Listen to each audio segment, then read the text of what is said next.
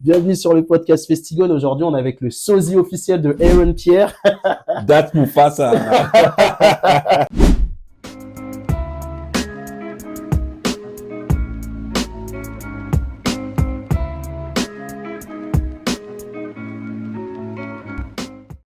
Comment tu vas, mon frérot? Ça va, et toi, tranquille, man? Bah ouais, ça fait plaisir de te recevoir aujourd'hui sur notre chaîne YouTube là.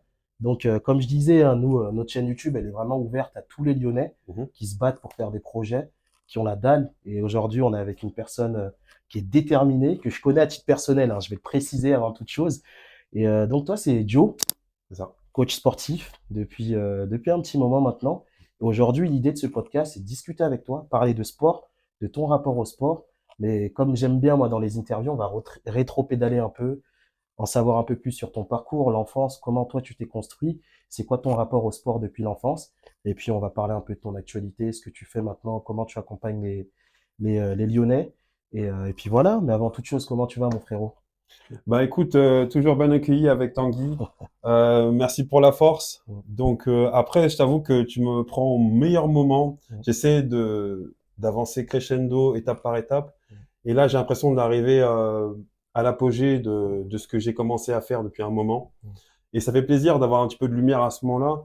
Et puis, ce qui est intéressant quand tu parles des Lyonnais, c'est exactement ça. J'ai envie de me mettre à la disposition des gens et qui ressentent qu'en vrai, ils ont un vrai accompagnement et que c'est pas seulement pour les riches. Mm. Tu vois, c'est pour tout le monde. Non, non, c'est important ce que tu dis. Le sport, c'est hyper important. C'est sous-coté, surtout dans le quotidien qu'on a aujourd'hui. Enfin, on en parlait hors cam juste avant d'arriver. Moi-même, à titre perso, j'ai envie de me remettre à fond dans le sport en ce moment.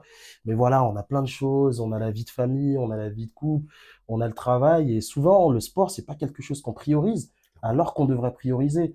Et tu m'as sorti une phrase qui était hyper belle tout à l'heure, c'est que le sport, en fait, c'est la santé, tu vois, Exactement. concrètement. Et c'est quoi justement, toi, aujourd'hui, comment tu fais pour faire réaliser ça aux gens, en fait, qui doivent prioriser le sport? En fait, c'est que ce que je me dis, c'est qu'on a plusieurs chemins au bonheur. On a la famille, on a le travail, on a le sport en l'occurrence. Et en vrai, sur le travail, par exemple, ou même en famille, c'est qu'on n'est pas responsable seul du bonheur. Tu es toujours en collaboration avec tes proches ou par exemple avec tes collègues. Et peut-être que bah, dans la journée, tu vas essayer d'envoyer des bonnes vibes, mais comme ça dépend pas que de toi, ben, obligatoirement, ben, tu es obligé parfois de mettre de l'eau dans ton vin et essayer de rendre les choses un petit peu acceptables pour tout le monde. Mais le sport, tu es la seule personne responsable de ton bonheur. Tu es la seule personne. Et ça, c'est la première chose. La seconde chose, c'est que ça te crée une discipline. Quand on regarde bien, dans n'importe quelle chose que tu vas faire par la suite, eh ben, tu auras besoin de répéter les choses tous les jours, et d'avoir comment dire, ces petites, ces petites choses que tu arrives à mettre en place tous les jours, donc ces petites victoires, ces petites réussites qui te concernent. Et ça grandit, ça grandit, ça grandit, donc ça donne de plus en plus confiance en toi. Donc derrière, sur tes projets, obligatoirement, tu pourras réappliquer cette discipline. Donc Merci. discipline et santé. Ouais, ah, bah c'est beau ce que tu dis. Et comme je te disais, nous, dans nos podcasts, on aime bien un peu rétro-pédaler pour un peu savoir le parcours d'enfance de la personne avec qui on discute. Moi, j'aimerais bien que tu me parles un peu du jeune Joe. Comment t'étais, toi? C'était quoi le contexte familial? Mhm. Et comment t'as grandi et que tu t'es construit pour être aujourd'hui la personne que tu es, quoi, pour le coup? Alors en fait, j'avais un papa qui aimait énormément les arts martiaux, donc on regardait Texas Ranger avec Trivette, tout ça, c'était vraiment Trivette. ça fait Trivette. Je l'arrête. Donc devant, tu vois, le repas de famille, et elle était branchée beaucoup arts martiaux. Et en fait, c'est mon père qui m'impressionnait plus parce qu'il était ceinture noire de kung-fu Ok. et j'appréciais ce qu'il faisait, mais il voulait me mettre dans le sport. Et en fait, moi, j'étais quelqu'un euh, qui aimait bien le sport, mais qui n'était pas forcément focus sur lui-même. J'aimais bien plutôt les sports en équipe. Donc en fait, il m'a plutôt orienté sur le basket. Et le basket, c'était vraiment un grand chapitre de ma vie. J'ai vraiment apprécié. Et après, bon, ben, je me suis inscrit en club, ça s'est bien passé. Mais réellement, il me manquait quelque chose parce que même si on avait ce rapport à l'équipe, en fait, il fallait revenir sur soi-même. Et c'est quelque chose que j'ai pas compris tout de suite. C'est quand je me suis mis avec ma femme. Il y a maintenant 10 ans qu'on est ensemble, donc ça perdure. Et c'était au bout des deux, trois premières années, elle me voyait jouer au basket, et elle me filmait de temps en temps, parce que bon, ben, elle aime bien des fois immortaliser certains moments. Mm. Et puis, je regardais dans la vidéo, je voyais mon ventre qui bougeait comme ça. Ah Boum, ouais. boum. Et je le regarde, je dis, mais chérie, tu m'as pas prévenu que ça commençait. Elle dit, mais chérie, moi, je t'aime comme tu es. Et je me suis dit, ah ouais, j'ai vraiment une femme en or, donc faut que je la mérite. Et j'avais envie de me dépasser, pas que pour elle, hein, parce que faut faire les choses aussi pour soi. Mais il y avait cette forme d'envie de lui faire plaisir et qu'elle soit fière de moi. Mm. Et c'est quelque chose aussi que, bah, c'est plutôt elle qui a initié à ce moment-là, parce que elle arrivait à faire du sport à la maison, et c'est quelque chose qu'elle arrivait d'être autonome. Et puis je regardais ce qu'elle faisait, j'ai essayé, ça me convenait pas spécialement, parce que bon, c'était vraiment orienté sur ce qu'elle aimait elle. Et puis au fur et à mesure, j'ai commencé à trouver ce que j'aimais. Et puis bon, bah, je pense qu'il y a beaucoup de gens à qui ça parle. Thibaut InShape. Oui, classique, Thibaut classique. InShape qui montait, et je voyais ses vidéos, et il faisait des vidéos qui étaient plutôt faciles à faire à la maison, donc pas de besoin de matériel. Mm. Donc j'ai commencé à faire comme ça. Et puis il y a eu le Covid qui est arrivé, et je voulais m'inscrire en salle de sport, mais il fallait absolument se vacciner.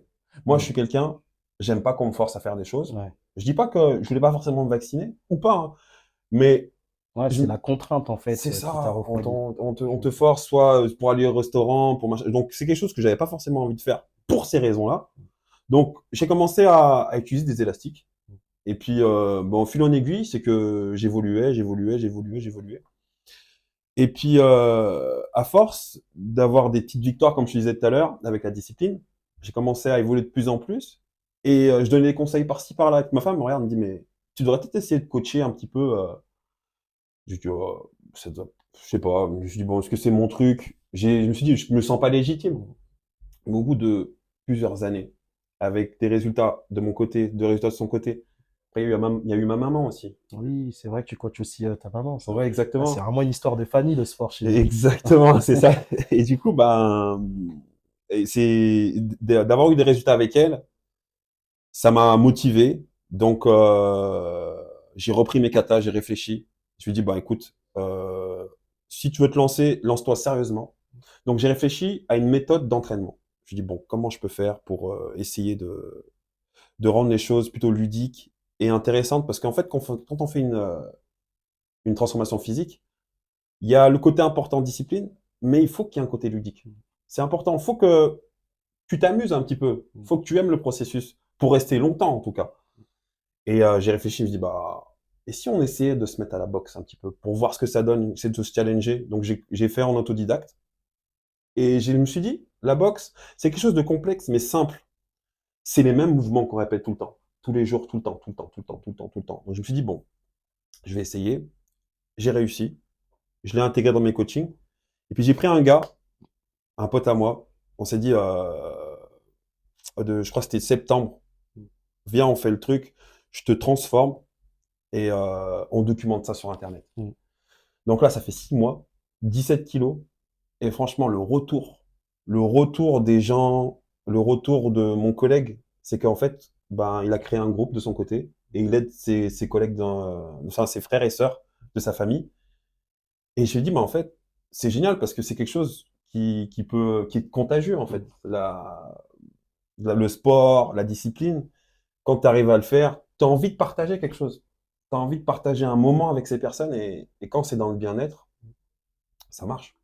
Clairement. Mais c'est marrant parce que moi, je me souviens, et c'est marrant parce que moi, j'ai vu l'évolution de ton parcours, hein. Mm. On s'était rencontrés il y a peut-être 2, 3 ans.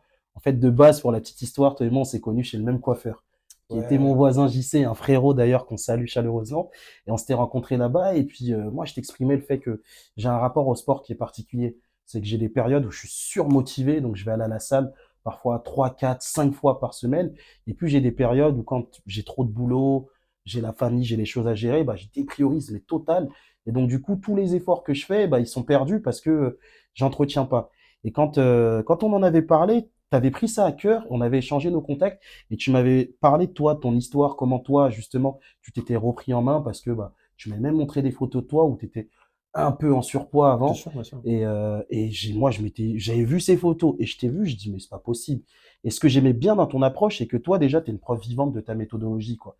C'est-à-dire que tu parles par l'expérience, en fait. C'est-à-dire que je te trouve légitime dans le sens où Aujourd'hui, bon, tu es en train de faire les démarches pour avoir ton diplôme. En fait, toi, tu es une preuve vivante de ton processus. Et je l'ai vu comment tu as commencé à te documenter. Tu es un peu un chercheur, tu vois, tu as essayé de te renseigner. Tu as soif de toujours accroître ta connaissance sur le métabolisme, sur comment perdre du poids, comment le faire bien, comment le faire avec des ustensiles simples. Et j'aime beaucoup cette manière de faire. Et depuis 6 mois, je vois que sur les réseaux, tu envoies à fond. Je vois les résultats des personnes que tu coaches, je vois comment tu les accompagnes et ça donne envie et ça crée un truc où même aujourd'hui, si je t'ai invité en podcast, c'est pas anodin, c'est parce que je vois tout ce que tu fais et ça donne envie, tu vois, d'essayer justement. Mhm. Et aujourd'hui, j'ai l'impression que tu es arrivé à maturité sur ta méthodologie. Et est-ce que tu peux nous en parler un peu plus de cette méthodologie que tu mets en place, toi, pour accompagner tes coachés? Alors, ma méthodologie, en fait, elle regroupe 5 grands axes. Euh, le poids de corps, le street workout, street bands. Alors, street bands, en fait, c'est clairement avec des élastiques. Tu reprends des élastiques et tu essayes de reproduire les mêmes mouvements que tu as en salle. La boxe et le dernier, le full body. Donc, toutes ces choses-là, comme tu as dit, en fait, je les ai documentées une par une et j'ai regardé ce qui me convenait, ce qui me convenait pas. Et en fait, j'ai pris ce que j'aimais, ce qui fonctionnait. Et du coup, bah, je me suis désintéressé de ce qui marchait moins. Et j'ai tout mis ensemble. Et je me suis dit, en fait, l'objectif de mes clients, c'est que il y a le côté ludique, il y a le côté discipline. Mais est-ce que ce serait pas intéressant aussi qu'ils aient confiance en eux sur la capacité à pouvoir se défendre dans des situations difficiles? Et au-delà de ça, je me suis dit, en regardant, au bout de 6 mois, le mec, il se regarde, il a le côté esthétique, il est discipliné. Mais s'il y a quelqu'un qui vient l'embêter, il aura cette gestion de stress et cette lucidité qu'il aura apprise. Et c'est vrai que quand tu as dit tout à l'heure que tu as un rapport au sport particulier, que des fois ça vient, des fois c'est moins actuel, il y a des erreurs en fait qui ont un coefficient plus élevé. Et justement, on n'est pas tous égaux devant ça. Par exemple, il y a des choses ou des éléments euh, sur lesquels on a pris des bonnes habitudes et d'autres des moins bonnes. Eh ben, ces bonnes et ces mauvaises habitudes, elles ont des coefficients. Et parfois, elles sont très élevées. Et c'est quelque chose que j'ai pris conscience. Et pour accompagner mes clients, le mieux que possible, c'est la communication. Et prendre le temps qu'on nous écoute. Je sais pas si enfin si, je pense que tu l'as remarqué, c'est que avec les réseaux sociaux, bon, avec du coup, récemment que tu sois papa, les amis, c'est qu'on n'a pas d'attention à donner. Mm. Et moi, c'est quelque chose, je voulais absolument me focaliser là-dessus, c'est que les gens, faut qu'ils se sentent accompagnés. Faut qu'il y ait un mec, parce que je sais pas si tu remarques aussi souvent, c'est que quand on a des petites victoires, on est souvent seul, en fait, Oui. à apprécier ce moment et se dire, ouais, j'ai bien apprécié. Et ben là, tu as un coach aussi à côté de toi qui va évaluer, regarder toutes ces petites évolutions avec toi. Et c'est des victoires qu'on fête ensemble. Et c'est ça aussi qui est beau. C'est que, il y a la convivialité. Et c'est quelque chose que je voulais absolument qu'on ait parce que j'ai un gros souci. C'est que là, aujourd'hui, c'est un autre avantage, j'aime bien discuter, mais dans mes anciens boulots, j'en ai fait 15 ou 14. Joe, c'était tout le temps, Joe, tu peux arrêter de discuter et va travailler, s'il te plaît. C'était tout le temps ça. Donc, je pouvais faire les deux, Mm. mais c'était assez complexe. On prenait un petit peu pour quelqu'un de moins sérieux. Et là, c'est mon job, en fait. C'est mon job Ouais. juste de parler. Mm. Et c'est ça qui est beau, en fait. Ouais, c'est incroyable. Non, mais il y a un vrai altruisme dans la démarche aussi, hein. Et on en parlait tout à l'heure, mais justement, parce qu'aujourd'hui, il y a plein de coachs sportifs. Moi, j'ai l'impression que ça pullule. Je vois plein de personnes qui se réveillent du jour au lendemain et qui se disent, tiens, je suis coach Je suis sportif. coach, hein. Tu vois ce que je veux dire? Et pour toi, c'est quoi un vrai bon coach sportif? Une personne qui est capable de s'adapter à n'importe quel type de profil et qui ait cette fibre, qui aime les gens, qui aime. Vraiment, faut aimer son prochain. Et si tu as ces deux qualités-là, s'il te manque de la technique, peut-être un peu de rigueur ou de l'expérience, tout ça, ça va venir au fur et à mesure. Mais vraiment, les qualités les plus importantes, c'est les qualités humaines. Humaines, vraiment communiquer, aimer ses clients, les aider, partager toutes ces petits tips que tu as eu au fur et à mesure. Il faut aimer discuter. Il faut aimer ça et il y a un côté vraiment, vraiment social. Ah ouais, non, mais clairement, c'est un métier de l'humain, en fait, pour le coup. Complètement. Si tu le fais que pour l'argent, à un moment donné, tu vas vite trouver la limite, quoi, dans le modèle. Et justement, moi, souvent, moi, je vais prendre mon exemple, hein. J'ai toujours eu du mal à franchir le cap de me dire, tiens, je vais payer un mec qui va m'aider à prendre soin de moi, tu vois. Mhm. J'ai toujours eu l'approche de me dire, ah, je vais me prendre un abonnement à la salle. Je vais pas faire de pub ici à une quelconque salle, Mhm. mais je vais me prendre un abonnement à 29 euros, 19,99 euros par mois et je vais m'entraîner tout seul. Sauf que moi, ça n'a jamais marché pour moi. Mhm. Parce qu'en fait, aller faire du sport tout seul, tu mets tes AirPods, t'as pas la motivation. Qu'est-ce que t'apporte en plus un coach que toi seul tu pourrais pas faire à la salle en fait. Moi, j'aimerais bien ça parce qu'il y a beaucoup de gens, je pense, qui vont regarder la vidéo, Mhm. qui vont se reconnaître dans ce que je suis en train de dire, hein. Le fait que, ouais, moi j'ai mon abonnement basique. Ah, je voulais pas leur faire de pub. Mhm. Mais bon, moi j'ai mon abonnement Ou et puis, Fitness ouais, Park, voilà, ou, voilà. On va tous les Avia faire. Park Fitness, voilà, ouais, comme ça, il y en a Et, trois, quatre. et je pourrais faire mon sport tout seul, progresser tout seul. Mais la réalité des faits, c'est qu'on connaît le business model des salles de sport. Il est fait sur le fait que les gens payent un abonnement. Ils vont y aller en moyenne 2 mois dans l'année. Et puis les 8 autres mois, ils vont payer dans le vent, en fait. Donc, qu'est-ce que toi, t'apportes en plus qu'un mec qui va tout seul à sa salle de sport, quoi.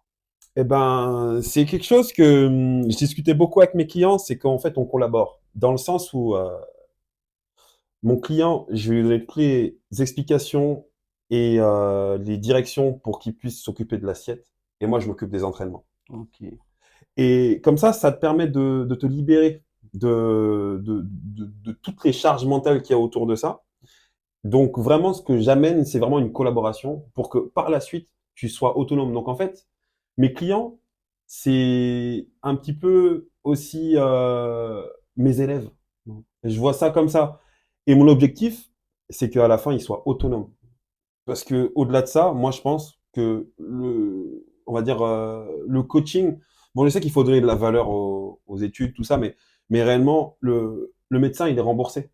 Mm. Et le coaching, c'est 50 euros l'heure, 60 euros l'heure. C'est quoi le message? Le message, c'est, si t'as pas beaucoup d'argent, eh ben, tu vas devoir te débrouiller tout Ouais. seul ou essayer d'être autodidacte avec ta vie à côté. Les enfants, les factures, le Covid, Poutine. Tu vois ce que je veux dire? Tous ces Ouais. problèmes qui s'ajoutent. Donc, ouais, ce que j'apporte vraiment, c'est un confort psychologique en me disant, putain, je suis pas seul. Si j'ai besoin de poser une question, en fait, la Mm. disponibilité. Être là, être présent avec la personne et aborder les vraies choses, les vrais problèmes. Ok, t'as ce souci-là, et ben on va essayer de faire un substitut. Et donc, ouais, c'est vraiment les choses que j'essaie de mettre en place. Et puis, pas cher aussi. C'est Mm. essayer de trouver une solution pour ne pas être cher. C'est Mm. important. Quand tu regardes bien, si Internet, ça coûtait 300 euros par mois, Ouais. bah, il y Ouais. aurait pas eu la démocratisation d'Internet. Après, c'est un exemple moins bien. Mais bon, après, on peut quand même apprendre à une nouvelle langue. Mais Netflix, Mm. Amazon. En fait, c'est que les grands services comme ça, pour moi, je pense que ces gars-là, ils ont compris que il faut qu'il y ait des choses qui se démocratisent. Mm. Et je pense que le sport, c'est la même chose. Mm. Moi, ce que j'apprécie énormément et qui m'impressionne, c'est la médecine chinoise et même la psychologie autour de ça. Ils sont vraiment un médecin là-bas en Chine. Son objectif, c'est que tu tombes pas malade. Oui. Alors que là, en France, tu vas y aller quand Ouais. c'est trop Ouais, tard. on a une conception de la médecine palliative alors que eux, elle est dans la prévention plutôt. Ouais. Exactement. Et là, on arrive sur le sujet principal. Pour moi, le sport, c'est de la pré-médecine. Mm. On doit commencer par ça d'abord. Tu peux réduire ton diabète, tu peux réduire énormément de choses, avec pas beaucoup de moyens, juste en étant régulier et en étant accompagné, parce que faut dire ce qui est, il y a énormément de choses. Moi, franchement, ça fait quoi, peut-être 3, 4 ans que je me documente et il y a toujours des choses à apprendre. Toujours des choses à apprendre. Ouais. Ok. Ouais, mais c'est ce que je dis. Tu es vraiment un chercheur. Et même moi, pour moi, c'est normal que ce soit valorisé financièrement, le travail que tu fais. Parce qu'en fait, toi, comme tu dis, tu libères du temps aux gens, en fait. Tout l'effort de documentation que tu as pu faire en amont, savoir ce qui marche, comment bien brûler ses glucides, tout ce travail-là de documentation, en fait, toi, tu le fais pour les gens. Et donc, en fait, tu apportes une réelle valeur. Et maintenant, comme tu disais, le problème dans l'accompagnement de coaching, c'est les tarifs. Il y en a pour tous les prix. Et à la fin, tu sais plus vers qui te retourner. Tu as des coachs sportifs de stars qui vont afficher des prix. Moi, j'ai déjà vu des 2000 euros par séance, tu vois. Et tu vas avoir des coachs qui vont t'afficher du 500 €. Et dans toute cette cacophonie, on ne sait pas où se retrouver. Et, et justement, toi, ton offre aujourd'hui, je ne sais pas si tu as envie de parler en toute transparence de tes Transparence complète. tarifs, Complètement, complètement. de qu'est-ce que tu proposes, à quel tarif, mais c'est quoi concrètement ce que tu proposes toi, aujourd'hui? Alors moi, ce que je propose, c'est par séance, 10 euros la séance, Ok, avec un accompagnement aussi alimentaire, donc par le biais de WhatsApp. On va partir un jour ensemble faire les courses pour que tu aies les bases. Et dans ces 10 euros aussi, tout ça, hein, il y a aucun ajout. Et dans l'heure de sport qu'on va faire, il y aura toujours 10 à 15 minutes d'initiation au sport de combat, donc boxe, muay thai, kickboxing. Et voilà, donc ouais, c'est la méthode street art, donc les 5 arts. Donc ça veut dire que tu vas pouvoir faire aussi un petit peu de street art, de street workout, donc apprendre les muscle up, des front levers, donc je te disais le côté ludique. Donc voilà, donc c'est une offre pour moi extrêmement raisonnable, ah, moi où je m'y c'est plus que retrouve. raisonnable, pour être honnête avec toi. Ouais. Parce que je te disais récemment, j'ai eu un chiffrage là d'un coach sportif là, et quand il m'a sorti le chiffre, je vais pas le dire ici, mais clairement c'était exorbitant par rapport à ce que toi tu proposes, quoi. Et comme tu disais, c'est dommage parce que ça crée de la discrimination. Donc ça envoie un peu le message de bah, le sport finalement c'est pour les riches. Mm. Donc in fine la santé c'est pour les riches aussi. Et on en arrive à des sociétés où on le voit, même aux États-Unis comme en France, dans les chiffres occidentaux, c'est souvent les populations les plus précaires qui sont le plus atteintes par l'obésité. Tu vois, il y a une corrélation parce que déjà, il y a une malbouffe, il y a un manque d'argent pour pouvoir aller faire du sport, et c'est un cercle vicieux. Et je trouve qu'avec toi, ton offre, ta solution à 10 euros la séance, bah, si une personne, à un moment donné, elle a les moyens de pouvoir aller faire, elle va le faire, elle n'a pas d'engagement d'abonnement mensuel ou quoi que ce soit, et franchement, respect, parce que tu es vraiment dans une approche altruiste. Et ça fait du bien. Ça fait du bien de voir des coachs qui sont encore dans cette vision de, bah, c'est du partage, quoi, à la fin, quoi, Complètement, ouais. clairement. Ok. Aujourd'hui, justement, moi, j'aimerais bien savoir où les personnes font les séances de sport avec toi. Ça se situe où? Comment on fait si on a envie de travailler avec toi? On te contacte via quel moyen, en fait? Alors moi c'est par DM sur Instagram souvent que ça arrive. L'endroit où je travaille le plus souvent c'est au Parc Bazin. Ok. Au Parc Bazin, c'est vers Reconnaissance Balzac. Bon, avant, il y avait le T3, pardon, qui passait par là, mais il y a le bus relais en ce moment. Donc, moi, c'est que en extérieur, exclusivement. Parce qu'il y a un truc qu'on perd et qu'on a perdu, c'est de par le fait qu'il n'y ait plus de service militaire, c'est on est beaucoup dans le confort. Moi, je pense qu'il y a un truc, c'est que on est très attentiste de ce que l'État va faire pour nous. Oui. Et moi, je pense que il y a des pays comme ben, asiatiques où c'est les personnes qui disent qu'est-ce que je peux faire pour l'État. Mm. Mais l'État, c'est pas Emmanuel Macron, Brigitte. C'est nous, en fait. Mm. C'est nous qui composons tout ça. Et il faut qu'on s'aide nous-mêmes, c'est-à-dire mettre des choses en place, des associations, Mm. la force du nombre. Et en fait, c'est quelque chose qu'on a tendance à oublier. On a les clés, on a tout. On est dans un pays libre. Donc, même s'il y a des limites, il y a des choses sur lesquelles il y aura difficulté, faire des levées de fonds, Oui, bien sûr. tout ça, c'est OK. Mais à côté, quand tu as le travail et que tu as des mecs passionnés, tu peux aider ton entourage Mm. et après, ça fait effet boule de neige. Ouais, c'est des effets vertueux. Mais tu sais, ce que tu dis, je me retrouve complètement dans le discours parce que j'ai réalisé qu'à mon échelle, en fait, j'étais le seul capitaine du bateau de ma vie, en fait. Si j'ai envie d'aller aujourd'hui avoir un corps comme toi, et j'aimerais bien, ça ne tient qu'à moi, en fait, au final. Mm. Il y a personne, je peux avoir le meilleur coach sportif du monde, mais si moi, je décide pas de me prendre en main, il y a personne qui va venir changer mon destin. Pareil, si j'ai envie de faire plus d'argent, ça ne tient qu'à moi d'aller travailler plus. Si je veux que ma famille elle soit dans un état de confort plus prononcé, ça tient qu'à moi, ça. Et j'aime bien que tu rappelles ça, parce qu'aujourd'hui, je trouve qu'on est dans une société où les gens se déresponsabilisent énormément. T'as tout dit. Si ça va pas, c'est de la faute de l'eau, tu vois, on va accuser l'étranger dans certains cas. Dans d'autres cas, on va accuser l'État, L'État. et personne prend ses responsabilités. Et j'aime beaucoup ce discours-là parce que c'est ce que je veux prôner sur mes réseaux, sur la chaîne. C'est bah, prenez-vous en main, les gens. Ouais, Vous êtes les seuls capitaines au bord de votre bateau, quoi. Et complètement. merci pour ce petit rappel qui fait du bien, clairement. Complètement, complètement. Clairement, ouais. Il y a des choses, et voilà, c'est le truc que j'aime bien faire, c'est m'occuper de ce que je peux m'occuper. Mm. Et tu as un pouvoir énorme, en fait. Tu as un pouvoir énorme. Et des fois, ça prend pas 1 an, 2 ans, 3 ans, 4 ans. Mm. Des fois, ça prend 5, 6 Ouais. ans. Au bout de la 6e année, les gens, ils disent, mais Ouais, il a pété d'un coup. Ouais, Non. non, non, non. J'étais dans la Et c'est Batcave. magnifique ce que tu dis, là, c'est magnifique. C'est dans la, Ouais, dans la Batcave. Par exemple, il y a des artistes comme Megan Thee Stallion qui a, non, elle a travaillé son bien rap. sûr. En fait, c'est des choses qu'on a du mal à prendre conscience parce qu'on voit pas. On voit pas, Et c'est ouais. des choses qu'on voit pas. On se dit, ouais, mais c'était Ouais, ouais, facile ou, les gens ils aiment bien s'approprier les choses.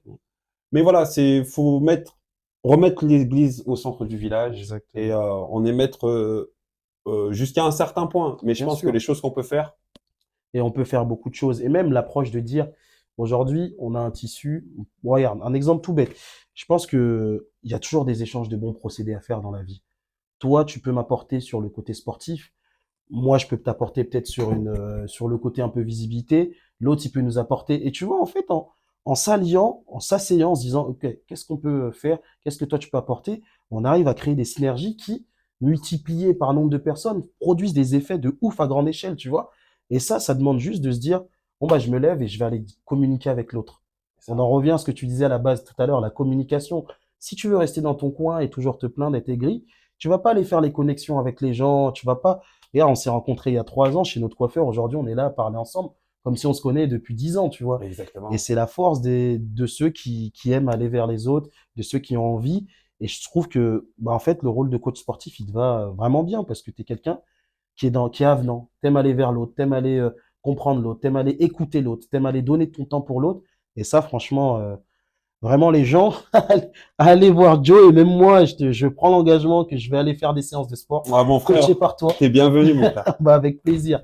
Et je vais emmener madame aussi. Et franchement, ouais, non, c'est motivant. C'est motivant. Moi, j'espère qu'en tout cas, les gens auront senti ce shoot de motivation que tu peux apporter en tant que coach et qu'ils iront travailler avec toi pour celles et ceux qui en ont envie, quoi, en tout cas. Ah, avec plaisir, franchement, vous êtes les bienvenus, tout le monde. Et en fait, il y a un truc aussi, c'est que j'ai envie de redonner de l'espoir. Mm. Parce que, en vrai, plus on avance, plus il y a une espèce d'escalade de Ouais, violence. ouais. Les gens, ils s'aiment de moins en moins. Mm, Tu te méfies de plus en plus de ton voisin. Mais mm, quand on regarde bien, oh, ton voisin, mm. s'il y a jamais il y a un problème, ça peut devenir ton meilleur ami, Ouais. hein. Mm. Ton meilleur ami. Et c'est des choses qui se perdent un petit peu. Pareil, quand je pose des questions aux gens, ouais, qu'est-ce que t'en penses du monde en général? Ouais, mais on va tous Mm, mourir, on mm. va tous machin. Mais oh les gars, c'est peut-être l'époque où peut-être la génération où il y a eu le plus d'avancées en fait. Ouais. Est-ce on peut faire attention au négatif, mais on peut faire attention au positif. Mm. Donc franchement, c'est des choses auxquelles et puis aussi les réseaux sociaux, la puissance des réseaux sociaux. Clairement. Des fois, tu as des collaborations qui prennent forme, tu mets ça sur les réseaux et ça Ouais, ça explose. explose. Ouais. Parce qu'en fait, quand on est tous pareils, en Mm. fait. On veut tous le meilleur pour les uns et pour les autres. Peut-être qu'il y a des gens avec lesquels on s'entend moins, mais ça arrive, c'est comme Ça ça. arrive. Ça peut pas matcher avec tout le monde, mais il y a le respect. On est Le d'accord. respect et le respect de la vie humaine. Mm, Et c'est ça, en fait, je pense mm, qu'il faut qu'on se concentre. mm. Et quand tu regardes bien ça, c'est un truc que je suis content de pouvoir parler. C'est, regarde, on bousille la Terre. Mm. On va sur Mars. On bousille Mars. On va sur Vénus, on bousille. On est des parasites. Ouais, mais c'est vrai, hein. C'est pour ça qu'il faut aller, je pense, plutôt dans la dépollution, Mm, essayer de préserver notre planète. mm. Après, si on va aller autre part, on va aller sur Mars, sur Vénus, et que on prolifère au lieu de bousiller, Mm, au lieu de détruire. mm, C'est ça, en fait. Je pense on est fait pour ça. mm, On est les garants peut-être pas voilà, de l'univers, mais mm, au moins de notre planète mm, et de ce qu'il y a autour. mm, Et quand on prend soin, bah, au fur et à mesure, les autres, ils ont envie. Et il y a la génération qui arrive. mm. Des jeunes, ils nous voient, nous adultes, qui prennent des décisions. Ils vont vouloir faire comme Mm, nous. Il y a le côté aussi donner l'exemple, mm, mais pas juste le donner. mm. Faut que tu aimes aussi ce que tu fais. Donc, parfois aussi, il y a un travail de longue haleine de chercher. Mm. Chercher qu'est-ce qui te convient, qu'est-ce que tu aimes. Comme tu disais, partager les connaissances des uns des autres. Mm. Et à la fin, on met en commun. Et puis tu dis, mais ah ouais, mais en fait, je sers à quelque chose. Ouais, bah, clairement. Et puis c'est surtout que tu parles de connaissance. C'est Idriss Aberkan qui dit ça. Il dit la connaissance et le savoir, c'est la seule chose qui ne se perd pas en le partageant. Mm. C'est-à-dire, si moi j'ai un morceau de pain, là, je le partage, j'en aurai un peu moins si je le partage avec toi. Mais la connaissance, une fois qu'elle est transmise, elle produit des effets vertueux et elle se démultiplie. Et en fait, c'est positif pour tout le monde. Et ça, tu vois, malheureusement, même moi qui fais des projets aujourd'hui, parfois, moi, j'adore l'approche de quand j'arrive sur un nouveau business, sur un nouveau secteur que je connais pas, essayer d'aller connaître les personnes qui sont là depuis longtemps. Mm. Essayer de me rapprocher d'eux, capter un maximum de connaissances en discutant avec eux pour éviter beaucoup d'erreurs que eux ont déjà fait. Mais parfois, tu te rends compte qu'il y a des personnes qui sont là depuis longtemps, veulent pas partager cette connaissance avec toi. Ils Mm. veulent garder ça pour eux. Et je trouve que c'est dommage. Ça participe à ce climat que tu décris aujourd'hui de notre société où les gens sont renfermés sur eux. Les gens veulent plus partager. Les gens ont peur même de l'autre, tu vois. Ouais. Et le Covid aussi avait accentué avec les masques. On était tous anxiogènes. Quelqu'un tousse, t'as peur, tu le regardes, t'es en PLS. Et Mm. c'est sain que dans notre société, on remette ces valeurs-là, tu vois, du vivre ensemble, du partage, de faire l'effort de connaître l'autre, parce qu'une fois que tu le connais, t'en as moins peur, tu te méfies moins de Clairement. lui, et ça peut déboucher parfois sur des belles histoires. Et je suis content. Franchement, on était venu parler de sport, mais tu vois, on fait des petites digressions là Mm. qui me plaisent bien parce que c'est des valeurs qu'il faut qu'on arrive à retranscrire et à communiquer aux gens pour qu'ils se les approprient et que on crée, nous, cette boucle vertueuse à notre échelle, quoi, tu vois. Exactement, la Mm. boucle vertueuse. T'as tout dit, hein? Ouais, La ouais. boucle est bouclée. C'est ça, c'est ça. Ah, mais ça fait plaisir en tout cas. Et justement, là, nous, on va mettre tes réseaux et tout. Et moi, j'aimerais bien que tu puisses donner un conseil à une personne là qui nous regarde derrière la caméra, Mhm. qui a envie de se reprendre en main sur le sport, sur même son mindset depuis un petit moment, mais qui sait pas par où commencer. Parce que c'est ça le plus dur, c'est par où commencer, tu vois, quand tu veux te remettre et te reprendre en main, tu vois. Alors, un truc super simple, c'est marcher un peu. Commencer à marcher un petit peu, 1 heure et demie par jour. Mm. Et ça, tu redécouvres, tu marches dans ta ville, dans là où tu es. Si tu essaies de faire 10 000 pas par jour. Et après, la deuxième chose que je t'aurais dit, c'est essayer d'identifier les choses les plus nocives que tu fais, les supprimer au mieux, ou sinon diminuer. Et tu fais ces deux choses-là, pas plus. Mm. 1 mois. Deuxième mois. Le deuxième mois, tu sens que tu as plus d'énergie. Tu sens que les efforts que tu as fait, tu as des résultats. Et là, tu rajoutes. En fait, il faut rajouter 1% par jour. Juste 1%. Un petit pourcent tous les jours, tous les jours, tous les jours, tous les jours. Donc, ouais, le conseil que je peux vous donner, c'est soyez 1% meilleur tous les jours, mais il faut d'abord prendre le temps de réfléchir, de se poser en se disant, OK, pourquoi je fais ça? Pourquoi je fais ma transformation physique? À quoi ça va me servir? Et là, bah, essayer de contextualiser. Donc, tu contextualises. Dès que tu as fait contextualiser, tu mets des choses en place. Mais les choses que tu mets en place, faut pas qu'elles soient trop exigeantes. Parce que tu as toujours ta vie à côté. Mm. Tes enfants, ta famille, ton travail. Donc, ça prendra pas la place de l'un ou de l'autre. Faut que ça soit en plus. Et c'est pas la responsabilité des autres personnes. Donc, ça veut dire que c'est pour toi que tu le fais. Et il faut pas qu'il y ait des personnes autour de toi qui fassent des efforts parce que tu en fais. Mm. C'est pour toi que tu le fais.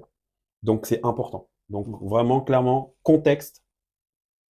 Et ensuite, tu prends les décisions. Mais les décisions que tu prends, il faut les appliquer. Plus tu appliques ce que tu dis, plus tu prends confiance. Mais il faut pas avoir des objectifs trop hauts. Trop élevé, ouais. Sinon, tu risques de, à l'inverse, Ouais, te te dégoûter. décourager et Mm. te dire, ah ouais, mais en fait, je suis nul, j'arrive pas à faire ci, j'arrive pas à faire ça. Mm. Donc voilà. Ouais, non, mais c'est un bon conseil. Et surtout sur la marche, je te rejoins. Enfin, tu t'as suivi sur mes réseaux, je me suis fait voler ma trotte récemment, là. Ouais, finesse, Et c'est. je me suis racheté un vélo électrique, là. D'ailleurs, je suis content parce que de faire du vélo, ça fait du bien. Mais avant de le racheter, je marchais et j'ai redécouvert le plaisir de la marche.